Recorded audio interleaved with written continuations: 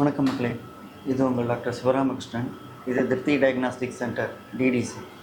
So நம்ம ஒவ்வொரு வாரமும் ஒவ்வொரு வீடியோ பார்த்துட்டு வந்துகிட்டே இருக்கோம். லிவர் ஃபங்க்ஷன் டெஸ்ட்டு, லிவர் என்னென்ன மெட்டபலைஸ் பண்ணுது அப்படின்ட்டு. ஸோ அப்படி லிவர் மெட்டபலைஸ் பண்ணுற ஒரு பெரிய காம்பனண்ட்டை பற்றி நம்ம பார்க்க போகிறோம் இன்றைக்கி. அது என்னென்னு கேட்டிங்கன்னா விட்டமின்ஸ். ஸோ இந்த விட்டமின்ஸை நம்ம எப்படி பிரிப்போம் அப்படின்னா fat soluble vitamin, water soluble vitamin.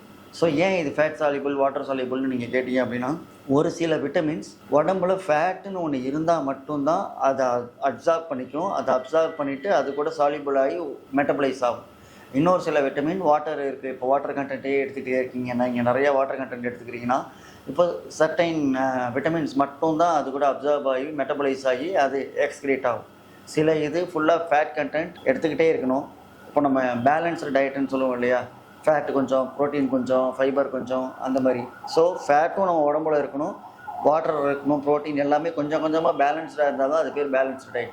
So அந்த மாதிரி ஃபேட்டு உங்கள் உடம்புல இல்லை அப்படின்னா சர்டைன் டைப் ஆஃப் விட்டமின்ஸ் உங்களுக்கு மெட்டபலைஸ் ஆகவே ஆகாது.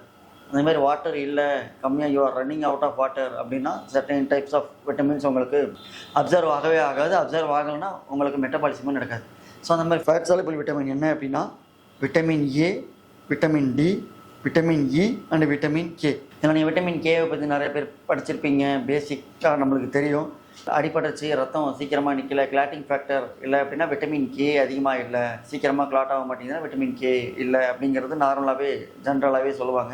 ஸோ அந்த மாதிரி ஏடிஇகே அதுக்கு தனித்தனி ரோல் இருக்குது.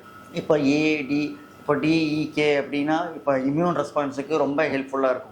ஆக்சுவலி ஏடிஇகே இது எதுக்கு யூஸ் ஆகுது அப்படின்னா, உங்கள் உடம்புல இருக்கிற செல்லெல்லாம் க்ரோத் ஆகிறதுக்கு, செல்ஸ் டெவலப் ஆகிறதுக்கு, ஒவ்வொரு செல்லும் டெவலப் ஆகிறதுக்கு, அதில் எதனா பிரச்சனை அப்படின்னா டேமேஜு ரிப்பேர் பண்ணுறதுக்கு, மெயின்டெனன்ஸ் பண்ணுறதுக்கு ஏடிஇகே இந்த 4 விட்டமின்ஸ் யூஸ் ஆகும். செகண்டு வாட்டர் சாலிபிள் விட்டமின்ஸ்ன்னு நீங்கள் பார்த்துக்கிட்டிங்கன்னா அப்படின்னா எல்லா பியுமே, B1, B2, B3, B4, B5, B7, B9 and B12 இது எல்லாமே வாட்டர் சாலிபிள் விட்டமின். எப்போ அப்படின்னா வாட்டர் உடம்புல கண்டென்ட் ஃபுல் வாட்டர் இருந்தால் மட்டுமே இந்த வாட்டர் சாலிபிள் விட்டமின்ஸ் எல்லாமே அப்சர்வ் ஆகி உங்களுக்கு மெட்டபலைஸ் ஆகுது.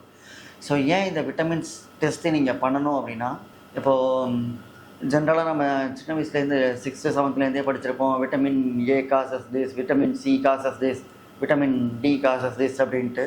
ஸோ அதோட எதனால் காசு ஆகுது, ஒழுங்காக சாப்பிட்டு அது ஒழுங்காக அப்சர்வ் ஆகலை அப்படின்னா தான் அந்த மாதிரியான விஷயம். ஸோ மெட்டபாலிசம் ரொம்ப முக்கியம் ஆக்சுவலி. அதனால தான் நிறையா தண்ணி குடிக்க சொல்கிறாங்க, நிறையா ஃபேட் கண்டென்ட்டாக எடுத்துக்க சொல்கிறாங்க.